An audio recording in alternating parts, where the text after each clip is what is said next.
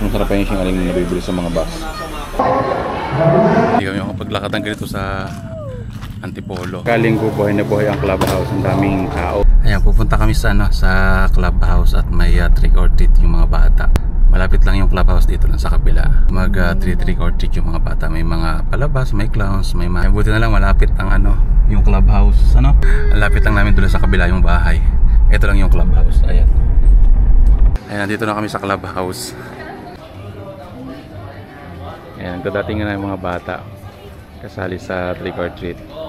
Ayan, sa si Hana. Hana!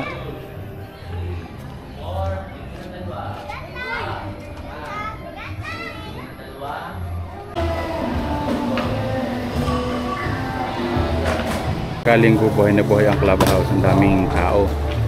Mga naglalaro, mga bata. Ayan. Ayan, simula na.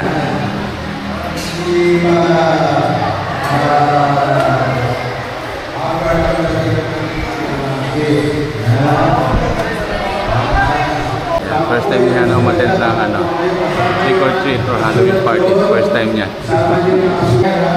Anong name mo? Ay, Hana. Hindi, ano ka? Is that fairy? Wow naman.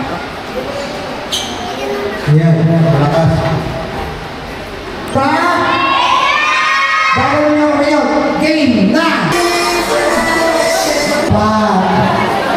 I'm loading po nila lang. Dami kasama ko na.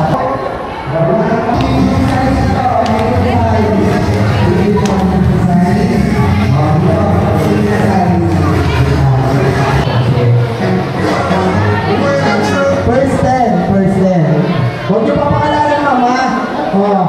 Pag nice ko lang na, dahil sa kayo sa akin mga part. Tapos na ang Halloween party ng mga bata. Hello. Nag-enjoy ka? Wow, ang daming candy ha. Ayan, nag-uwi na. So uwi na din kami since malapit lang naman dito ang yun sa amin. So lakad lang, medyo madilim lang pero may street light naman. Ayan, malapit lang kami sa clubhouse. Pupunta kami, lalabas kami at mabili ng ice cream. Ayan sila.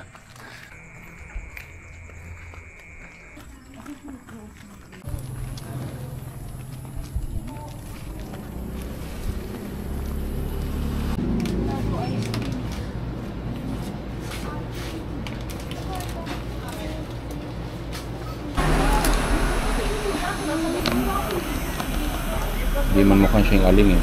Mas masarap pa yung singaling na nabibili sa mga bus.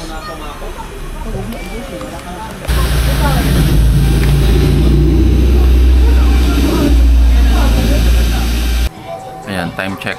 Mag-alas 9 na. So, nakatambay kami ngayon dito sa Neo Saver. So bali pagpasok lang siya ng entrance. Ayan yung entrance. Doon, ayan, doon.